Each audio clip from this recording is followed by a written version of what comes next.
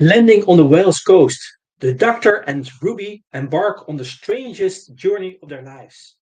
In a rain-lashed pub, locals sit in fear of ancient legends coming to life. Welcome, friends and companions! Sci-Fi and fantasy fans meet on this channel for fun chats about their beloved books, movies, series, and franchises. We also talk about food and drinks, music and sport, and a special place on this channel for Doctor Who. And today we do a 15th Doctor story called 73 Yards.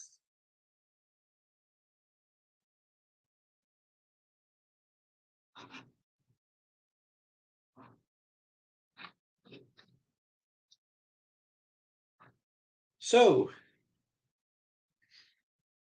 73 Yards is the fourth episode of series 14 of Doctor Who. This episode marks the first Doctor Light story since Turn Left. Seeing Ruby Sunday spend a lifetime with the Doctor, banished from existence. Taking place in an alternate timeline, the story explores the theme of abandonment.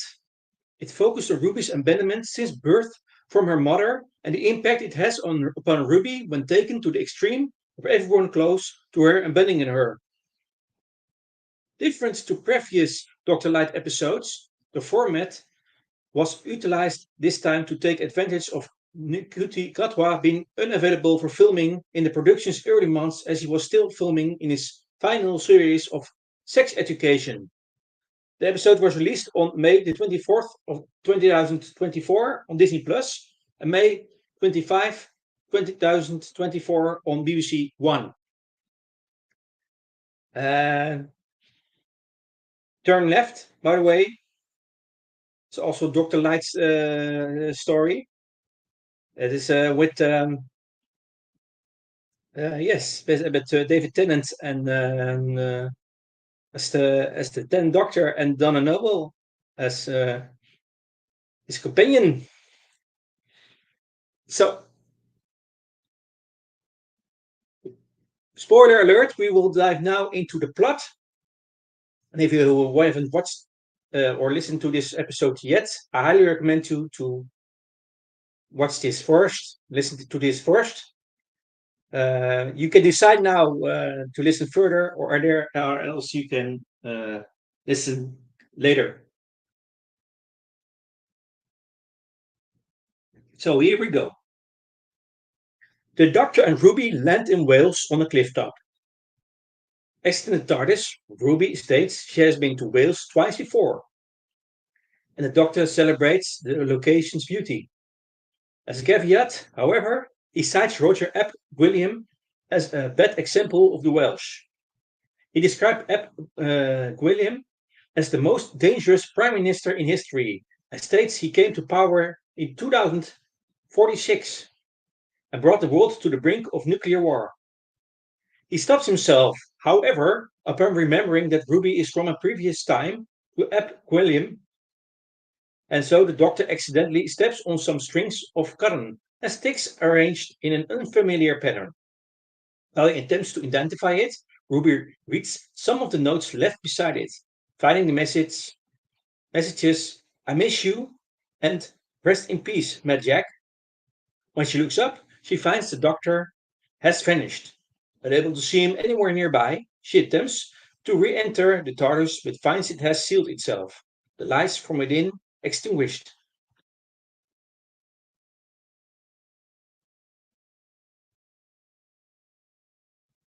Ruby then sees an old-looking woman in the distance. The woman appears to be gesturing conversationally to Ruby and saying something inaudible. After asking the distant woman if she has seen the Doctor, Ruby attempts to move closer and close the distance between them, but the woman remains away from Ruby without seeming to move. Continuing her search for the Doctor, Ruby makes her way along the cliffs, noticing the woman consistently observing her from afar.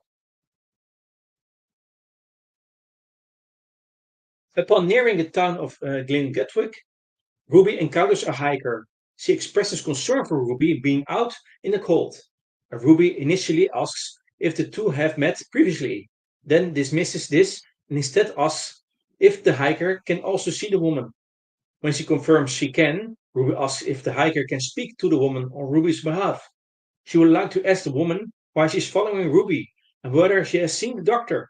The hiker readily does as Ruby requests, and Ruby watches from distance as the lady approaches the woman. After seeming to talk briefly, the hiker turns to stare at Ruby for a few seconds, then runs away, screaming. Ruby eventually arrives at a pub called Reprendre, where she arranges to get a bed for the night. The locals are unwelcoming and dismissive, but Ruby asks if they can also see the woman, now staying in the road outside. They confirm they can. They mock Ruby for not yet asking the woman what she wants. One of the locals, Josh, offers to ask on Ruby's behalf and leaves.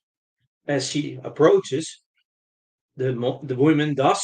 An older patron coins the term semper distance, always distant, to describe the woman.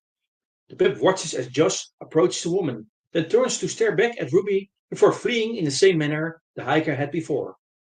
The older patron jokes that Josh is now also semper distant, and the locals press Ruby on why Josh would react that way.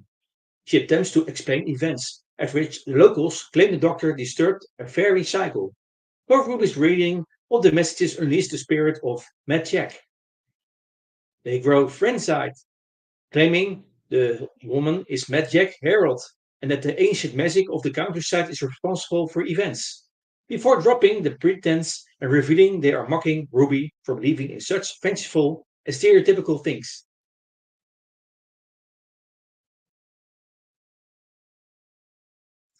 Ruby stays at the pub for a few days, spending most of the time waiting at the TARDIS for the doctor to return. When he does not, she decides to head back to London.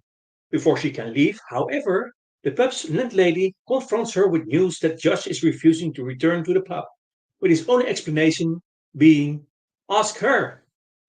Ruby claims he's referring to the woman, who remains outside, but Ruby is nonetheless kicked out. As she heads home on the train, Ruby is horrified to find she can see the woman from the window, constantly appearing along Ruby's route, despite the high speed. Returning home, Ruby tells Carla what happened. Carla offers to go up to the woman while she has Ruby on the phone so Ruby can hear what she says. As Carla gets near, Ruby asks what she looks like. Carla claims she looks like what she looks like, after which Ruby cannot hear anything else over the phone. Suddenly, just like the two before, Carla turns to look at Ruby before fleeing. Ruby desperately gives chase and finds Carla getting into a taxi and staring contemptuously at her. When Carla returns home sometime later, she changes the locks, her Ruby's out and refuses to let her back inside. Eventually, talking to Ruby on the phone, Carla completely disowns her, claiming neither she nor Ruby's birth mother want her. Eventually, Carla takes out an injunction against Ruby and cuts off all contact.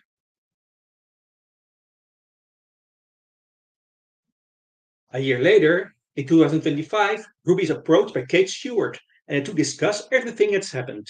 The woman is still present, and Ruby has learned some limited information about her, such as the fact that she demonstrates an effect similar to a perception filter and that she maintains a constant distance of 73 yards from Ruby.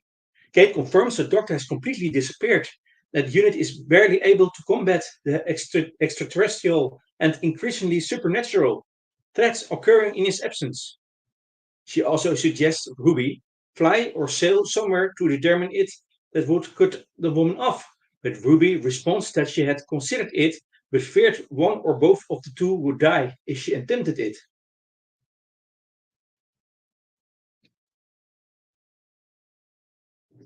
Kate assures Ruby that her team should be able to approach the woman safely, signing their psychic conditioning as well as a combination of technological and magical defenses. She orders her team to approach the woman, but refrain from making contact of any kind.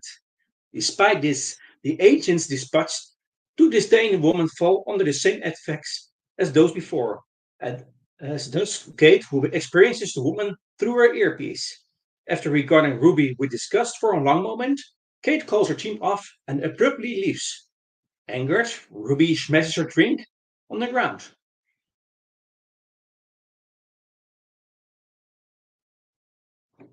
Years pass, with Ruby trying and failing to sustain long-term relationships with various people, with a woman's constant presence serving as a constant distraction. Across her 25th, 30th, and 40th birthdays, Ruby becomes increasingly isolated, though always raising a glass to the woman, who remains on the street outside. By 2046, Ruby is now 40 and in the process of breaking up with another partner. She notices Razor Epic William being interviewed on the bar's TV and learns he is running for Prime Minister and leading the Albion Party. He claims a deep familiarity with the working class due to the many traits he has had over the years, describing himself as a jack of all trades, and his nickname while young was Mad Jack. Ruby remembers the doctor telling her about him, almost destroying the world just before he disappeared. Seeing this, Ruby casually agrees that she and her partner should part ways and leaves the bar. As she does, she looks back at the woman, remarking they have work to do. Ruby immediately heads to the Albion Party headquarters and offers to help out, pledging all the time and money she has.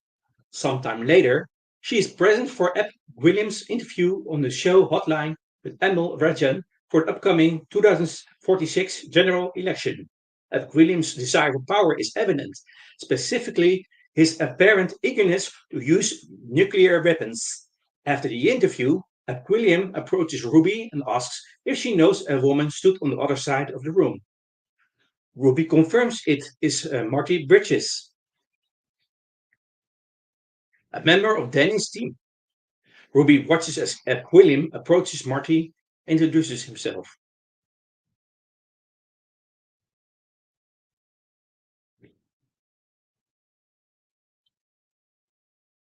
On the day of the election, the Albion party win by a landslide.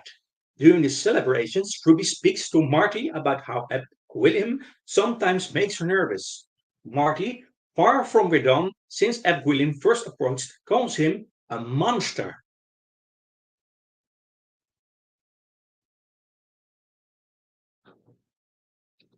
Later, the team heads to Cardiff City Stadium to prepare for an upcoming political rally. Ruby listens as the aides discuss how they no longer can be close to Ed William now that he is Prime Minister, with the exception of Marty, who has been invited to Ed William's celebration party. When told she was asked for personally, Marty flinches. In the stance of one of Ed Williams' aides mentions a rumor that Britain has purchased Pakistan's nuclear arsenal and is poised to itself independent of NATO. With this, Ruby confirms her suspicions and resolves to set her plan in motion, apologizing to Marty for taking so long before heading down to the pitch. Despite repeated instructions to stay off the grass and threats from Ed Williams' armed security, Ruby positions herself exactly 73 yards away from William so that the woman is standing next to him. At such close proximity, Ed William is aware of her presence and reacts with the same terror and disgust as the others. As he flees, Ruby and Marty both laugh.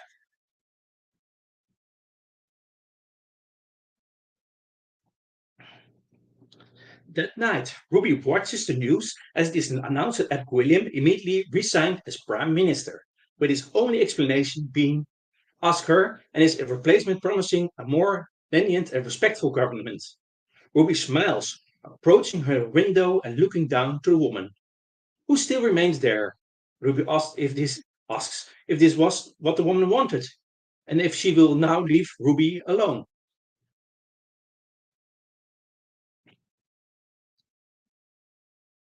40 years later, in 2086, an elderly Ruby is taken back to Wales by a carer to the site where the TARDIS landed. It is still there, standing derelict and covered in moss. Even now, the woman still remains by Ruby, 73 yards away.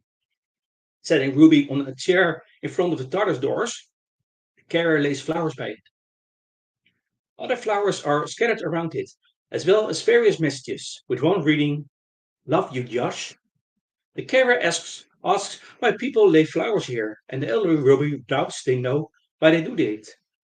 Ruby soliloquizes to the still absent doctor, telling him how she never reconciled with Carla or found her birth mother, and it is never snowed again. She does, however, claim to know why the woman has remained with her, having her had having had her entire life to think about. She claims to still have hope, even at the end, and that such a sentiment is very much what a doctor would do.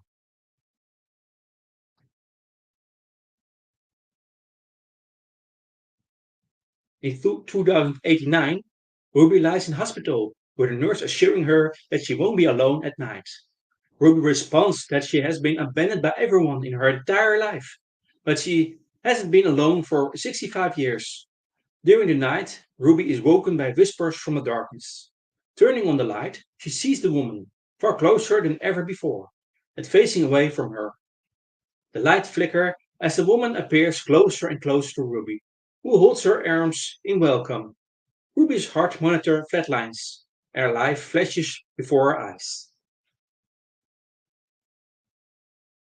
Suddenly, Ruby finds herself standing in Wales back in 2024. She finds herself seeing out through the eyes of the woman, and Ruby apologizes for how long it took for them to reach this point. Her vision turns to the TARDIS and she sees her younger self and the Doctor emerge. The younger Ruby states she has been to Wales 3 times before, then notices the woman in the distance, doing so earlier now than she had the previous time these events transpired. When the Doctor mentions Roger Ep William, Ruby interrupts him by asking if he can see the woman in the distance. At that point, the woman vanishes, with Ruby being left with a warning. Don't step. Although confused, Ruby successfully prevents the Doctor from disturbing the string. Unlike the previous iteration of these events, the Doctor identifies the pattern as a fairy circle, and stops Ruby from reading the letters beside it. The two decide to continue on, leaving the circle undisturbed. As they walk, the Doctor asks Ruby about the third time she had been to Wales. Ruby is initially unsure, then concludes that it must have been now. And that, my friends and companions, is the end of this story. 73 yards.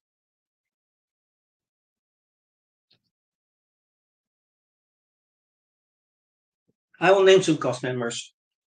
The Doctor, the 15th Doctor, is played by Nkuti Katwa. Ruby Sunday is played by Millie Gibson. Annette Meadows is played by Cian Phillips. Roger Epic William is played by Anirin Barnard. Laurie Paling is played by Maxine Evans. The woman is played by Hilary Hobson. The hiker is played by Susan Twist. Joshua Steele is played by Shane Pritchard. Ivor Jones is played by Gwion Morris Jones. Tim Lucy is played by Ellen Davies. Eddie Jones is played by Glenn Pritchard. Carla Sunday is played by Michelle Greenwich.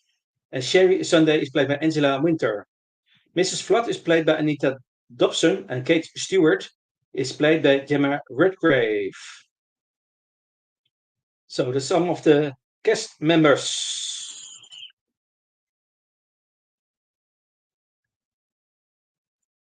Some world building. 5 points. Point 1. Ruby has visited Wales twice before to see a show in Cardiff, and when she was 16 years old on a date with a boy in the Mumbles. In the end of this story, 73 yards, she says she had visited Wales 3 times. So, for the record. Second point. Ruby believes she has seen the old hiker woman before, but doesn't actually recall from where. There's a link to TV story The Church on Ruby Road, the Christmas special with Nakuti Gadwa, 15th Doctor. Third thing is that Ruby describes the Doctor as being Uh, quote, black guy, 5'10", end quote. Fourth thing is that Kate Stewart and Unit return in the alternate reality. Kate mentions she adores the Doctor and that the world experiences an increase in quote, supernatural events, end quote. And fifth, last thing in world building is that Mrs. Flood also exists in the alternate reality. Also linked to the story, The Church on Ruby Road. Some notes. Um, six things. First one. This episode marks the fourth time that a Doctor Who episode has no opening theme song or sequence, succeeding Sleep No More, The Woman Who Fell to Earth, that's with Yoda Whittaker, and Resolution. Second thing is that this episode is the first televised Doctor Light. This episode is the first televised Doctor Light story since Series 4 Turn Left. It's with David Tennant. And the fourth overall, when including TV story Love and Monsters and Blink as well. It is also the first televised Doctor Light story to include an incarnation of the Doctor other than the 10th Doctor, David Tennant. Side, while previous Doctor Light episodes were devised in order to allow the crew to work on two episodes at once, the Doctor absence throughout this episode was due to Kutikatwa only being available for one day of filming, as he was still working on his previous series, Sex Education. A third thing is that it was the first episode of Series 14 to be filmed with the scenes of Ruby at 30 years old being the first that Minnie Gibson shot for the show.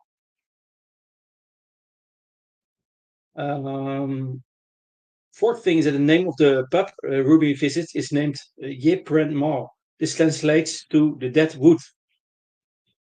The fifth thing is that the pub was first opened in the year 1863. This is a reference to the birth year of real Welsh-born UK Prime Minister Dave Lloyd George. And the sixth thing is that the Albion party name used in 2046 reference a poetic term for Great Britain, originating from an ancient Greek toponym.